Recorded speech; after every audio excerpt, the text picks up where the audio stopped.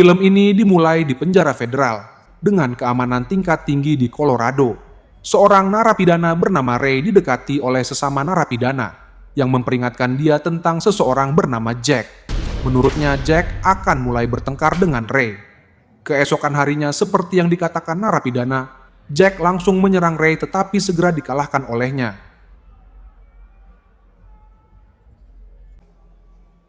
Ray pun memenangkan pertarungan. Namun karena keributan tersebut, penjaga penjara memasukkannya ke dalam area isolasi. Penjara ini adalah area dengan keamanan tingkat tinggi, di mana hanya narapidana berbahaya yang boleh masuk.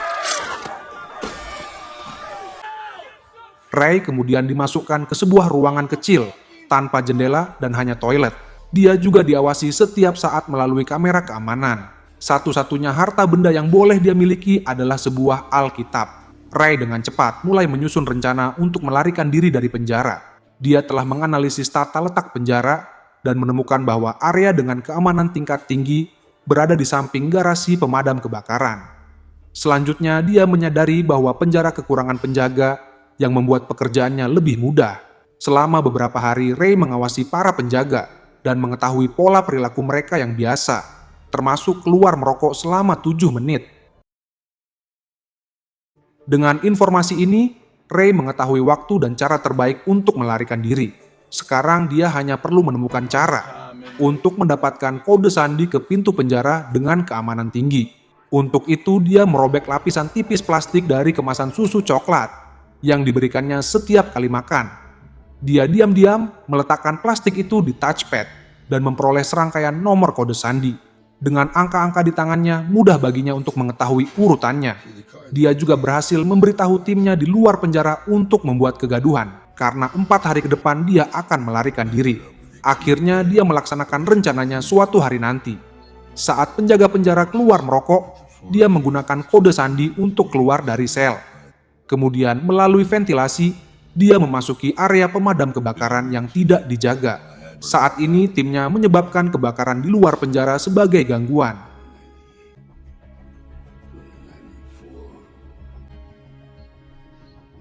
Petugas pemadam kebakaran kemudian membawa pemadam kebakaran keluar, dan Ray berhasil keluar bersama mereka dengan mengunci dirinya di bagian bawah kendaraan.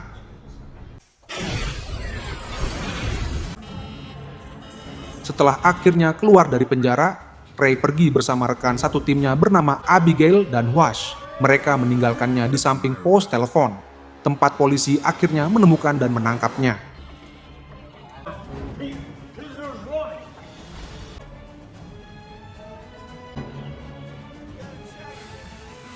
Namun sebelum mereka dapat membawa Ray kembali ke penjara, seorang pria bernama Lester tiba di tempat kejadian dan berbicara kepada penjaga untuk melepaskan Ray.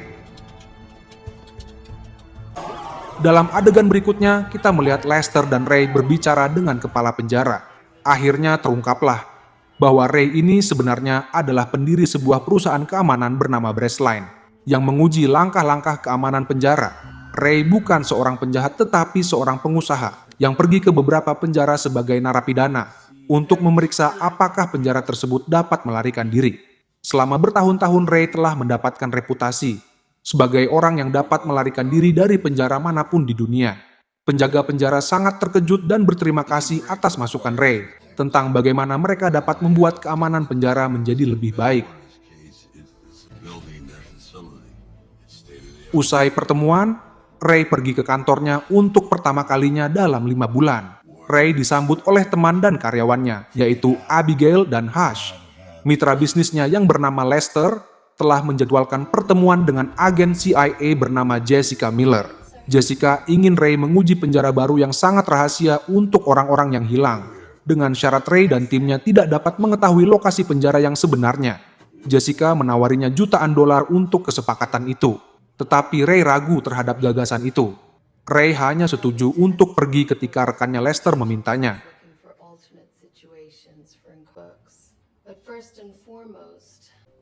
Mereka pun memberinya identitas palsu, seorang teroris sewaan Spanyol bernama Anthony Portos. Pada hari dia seharusnya masuk penjara, Abigail memasang pelacak di lengannya sesuai protokol. Every single time that you've... Name Anthony Portos, born Madrid. Namun keadaan mulai mengarah ke selatan ketika dia diculik dan dibius untuk dimasukkan ke dalam penjara sehingga lokasinya tetap tidak diketahui. Para penculiknya juga dengan susah payah mengeluarkan pelacak dari lengannya saat Ray kehilangan kesadaran.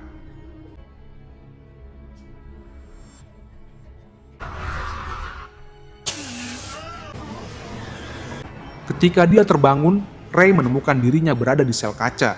Di sekelilingnya ada beberapa sel serupa dengan tahanan di dalamnya. Mereka diawasi melalui kamera.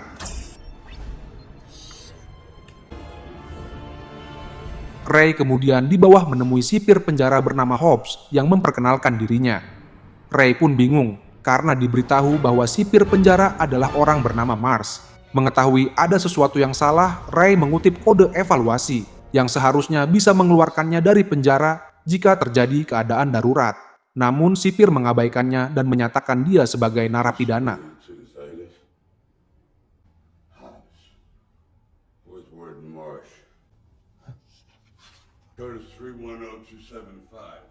Di luar penjara, Abigail dan Hush berusaha sekuat tenaga mencari lokasi Ray. Saat kembali ke penjara, para narapidana disuruh mengungsi ke kawasan Babel. Semua penjaga memakai topeng yang sama dan diperbolehkan memukul narapidana manapun yang tidak mereka sukai. Beberapa saat kemudian, Ray didekati oleh narapidana lain bernama Victor yang memperingatkan dia untuk tidak dibunuh. Victor juga mengatakan bahwa dia tidak melakukan kejahatan apapun dan dipenjara karena beberapa orang ingin mendapatkan informasi tentang bosnya bernama Mannheim darinya.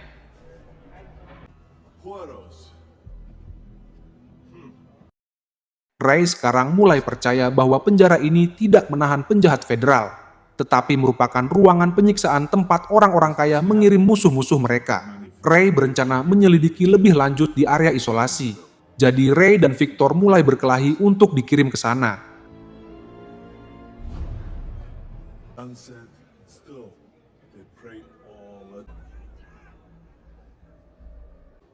Tak lama kemudian mereka dikirim ke area isolasi yang merupakan ruangan kecil dan pengganti ruangan penyiksaan.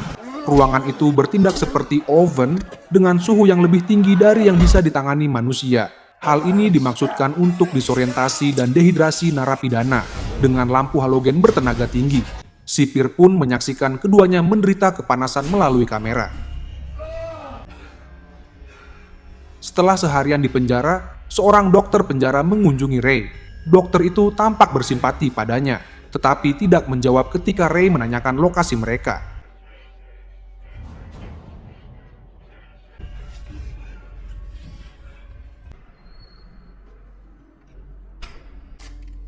Beberapa hari kemudian, Victor dan Ray pun dikeluarkan dari ruangan isolasi. Selama berada di ruangan tersebut, Ray menemukan bahwa lantai sel memiliki paku keling dari baja, bukan aluminium yang lebih aman. Jadi dia meminta Victor untuk mendapatkan pelat logam yang bisa dia gunakan untuk membuka paku keling. Pada pertemuan Victor berikutnya dengan sipir, Victor ditanyai lagi tentang bosnya bernama Mannheim. Victor sengaja membuat sipir marah, dan sipir memaksa memasukkan pipa air ke tenggorokannya.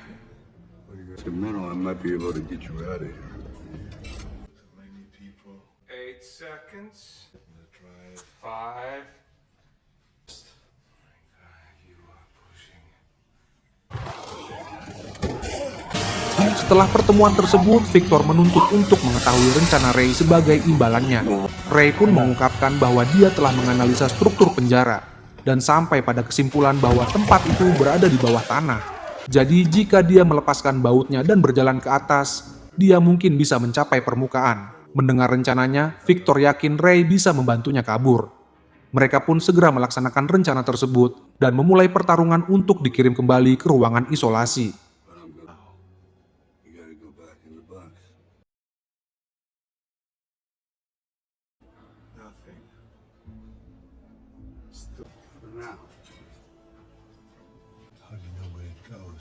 Di sana Ray mulai membuka paku keling sambil bersembunyi dari kamera.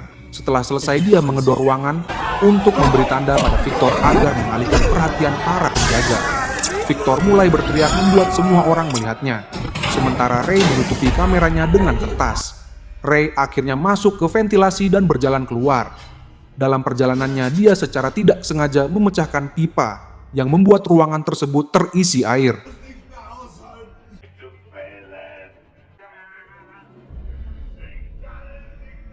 Ketika Ray berhasil keluar, dia pun sangat terkejut melihat penjara itu berada di kapal kargo besar di tengah lautan.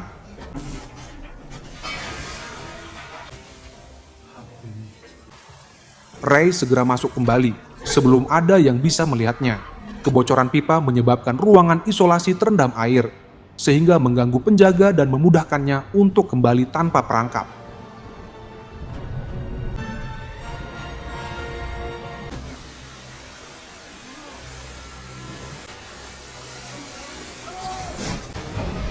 Dalam adegan berikutnya, kita melihat Abigail dan Hush berbicara dengan Lester tentang hilangnya Ray. Mereka melihat bahwa cek yang diberikan kepada Ray untuk pekerjaannya telah dibatalkan. Terlebih lagi, wanita yang menawari Ray pekerjaan itu sudah tidak bisa lagi dihubungi. Mereka meminta Lester untuk melakukan pencarian, tetapi pria tersebut menolak mereka. Dia mengklaim bahwa Ray melakukan pekerjaannya. Setelah keduanya pergi, kita melihat Lester menghubungi sipir penjara dan memintanya untuk menahan Ray di penjara selama sisa hidupnya. Ternyata Lester ingin memiliki perusahaan itu untuk dirinya sendiri dan menjadi pemilik tunggalnya. Jadi dia membuat kesepakatan palsu untuk memasukkan Ray ke penjara dan menahannya di sana selamanya. Namun Abigail dan Hush tidak menyerah dan terus mencari keberadaan Ray. Singkatnya, Hush mengetahui tentang penjara milik swasta ilegal yang diberi nama makam tempat orang-orang menaruh musuh mereka.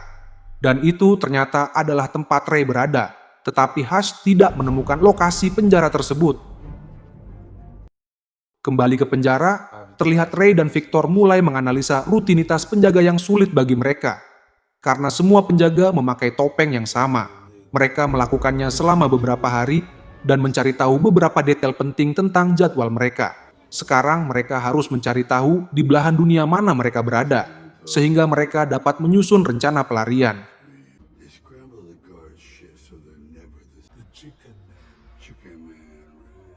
Untuk ini, Ray mencoba meminta bantuan dokter penjara, tetapi dia menolaknya. Oleh karena itu, dia malah menyelundupkan kertas karton untuk digunakan sebagai sekstan darurat dan menentukan garis lintang kapal. Namun mereka harus berada di posisi teratas agar sekstan dapat berfungsi. Jadi Ray dan Victor meminta seorang narapidana bernama Muslim Javid untuk membantu rencana mereka. Belakangan Javid menawarkan diri menjadi mata-mata sipir. Pada gilirannya dia meminta sipir untuk membiarkan dia berdoa di udara terbuka. Tidak mengetahui niat sebenarnya, sipir pun setuju dan membiarkan dia pergi keluar. Javid kemudian menggunakan sekstan dan mengetahui garis lintang kapal.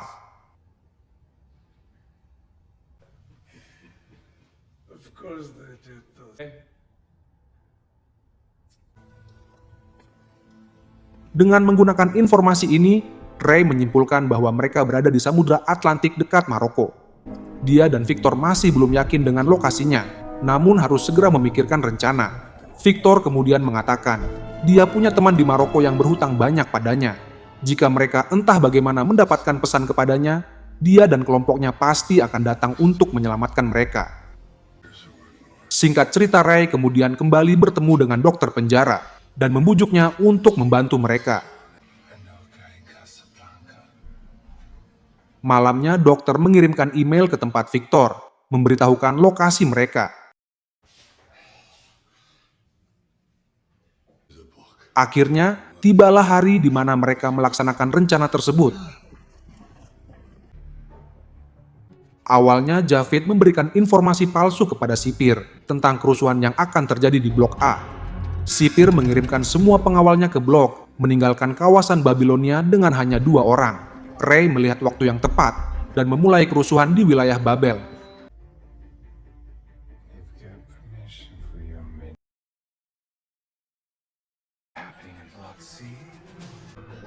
Tak lama kemudian, semua orang mulai berkelahi di tempat itu. Terlihat Ray, Victor, serta Javid memanfaatkan kesempatan itu untuk berlari ke puncak celadak. Sipir pun memperhatikan hal ini dan memulai penguncian di kargo. Sebelum ketiganya mencapai puncak, pintu ditutup karena lockdown.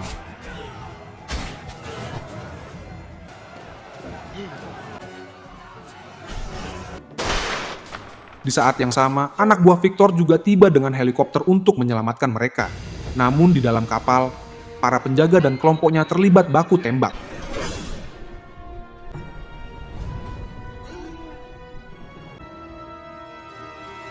Javid kemudian tertembak dalam prosesnya dan tidak bisa lagi bergerak.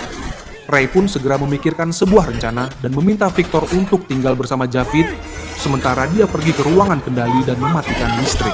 Dengan cara ini, pintu ke atas dek bisa dibuka kembali.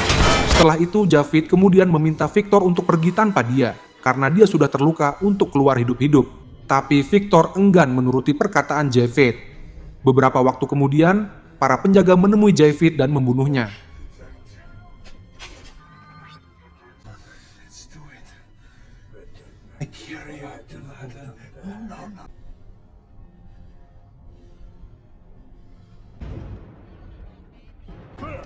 Namun di saat yang sama, Ray berhasil mematikan listrik membantu Victor naik ke atas dek.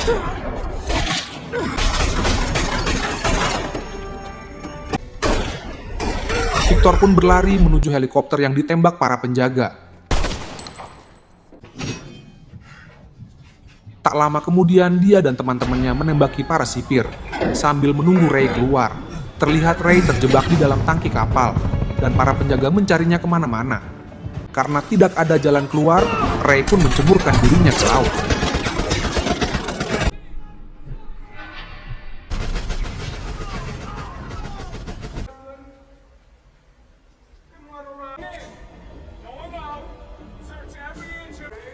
Helikopter Victor melepaskan landas dan dia melihat Ray yang berjuang di dalam air. Untuk membantunya, dia melemparkan tangga helikopter ke bawah. Ray pun mengunci tangga dan menembaki tangki minyak di kapal.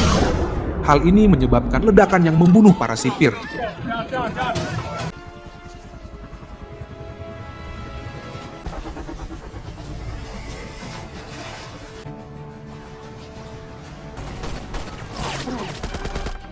Akhirnya keduanya terbang dengan selamat dan mendarat di pantai Maroko.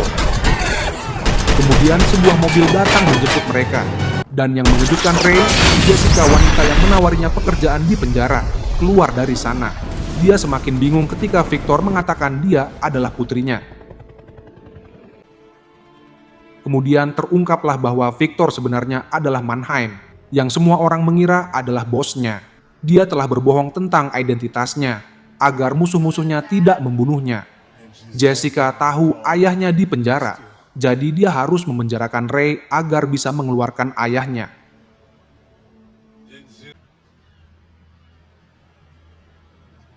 Sebelum pergi, Jessica memberitahu Ray bahwa rekan bisnisnya yaitu Lester terlibat dengan sipir penjara dan meminta mereka menahan Ray selamanya.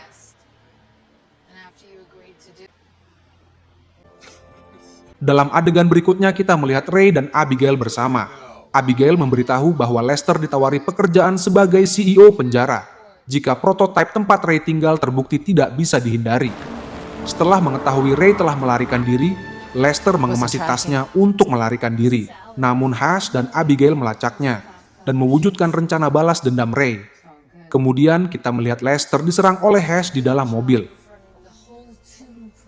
Ketika Lester terbangun, dia mendapati dirinya masih berada di dalam mobil.